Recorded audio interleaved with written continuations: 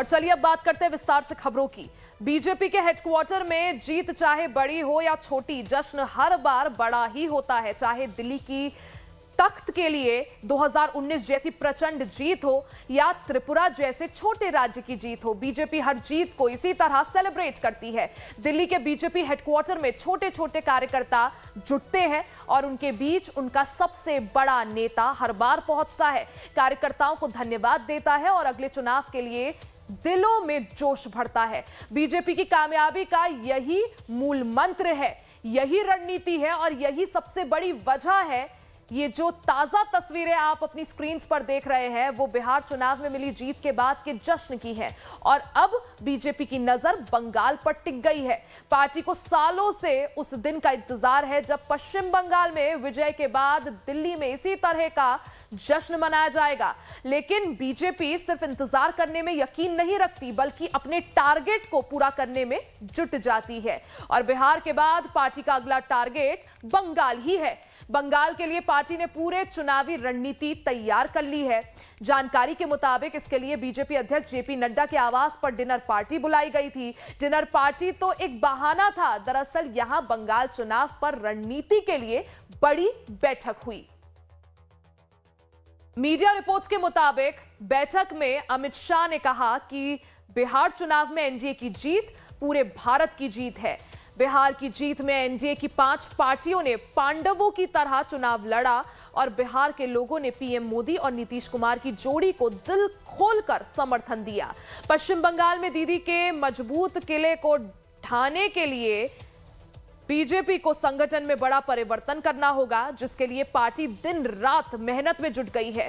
Party के चाणक्य कहे जाने वाले अमित शाह ने नड्डा के घर पर हुई बैठक में पार्टी के नेताओं को बंगाल फतह करने के लिए बड़ा मूल मंत्र दे दिया है। साफ कहा है कि चुनाव में 1% का योगदान भी बड़ा होता है।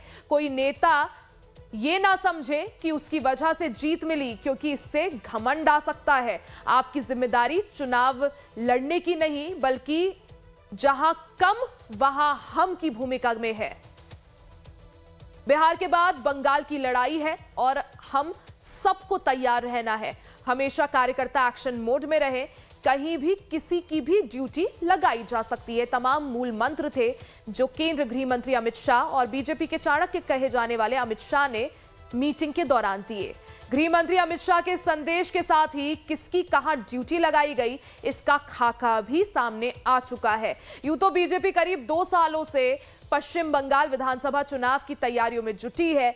बिहार में प्रचंड जीत ने पार्टी के हौसलों को और ज्यादा बुलंद कर दिया है।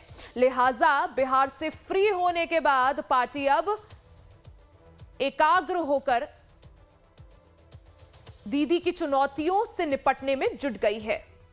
बीजेपी ने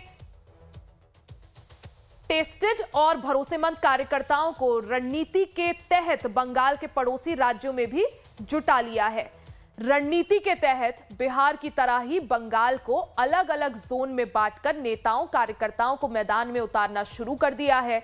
बीजेपी ने राज्य को जिन 5 जोन में बांटा है वो भी समझिए। इसमें सबसे पहली जोन है रांठबंगा, हावड़ा, हुगली, मेदिनीपुर।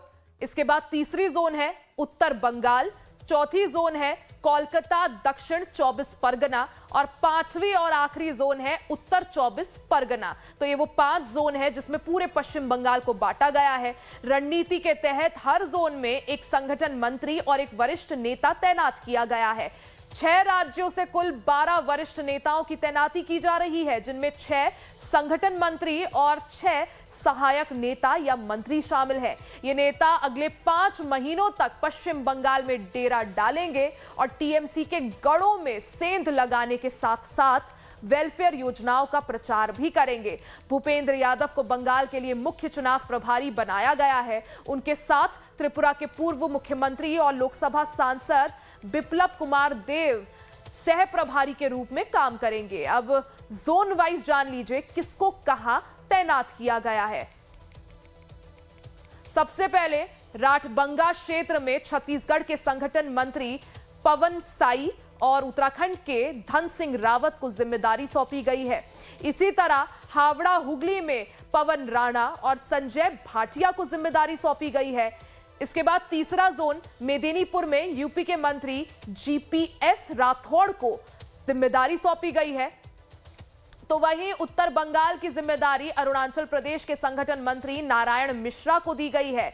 उनके साथ ही राजस्थान से पूर्व केंद्रीय मंत्री कैलाश चौधरी भी अपनी भूमिका निभाएंगे, जबकि कोलकाता दक्षिण 24 परगना क्षेत्र के लिए हिमाचल प्रदेश के एम सिद्धार्थ और कर्नाटक के सीटी रवि को तैनात किया गया है। उत्तर 24 परगना जोन की जिम्मेदारी आंध्र प्रदेश के संगठन मंत्री एन मधुकर को दी गई है।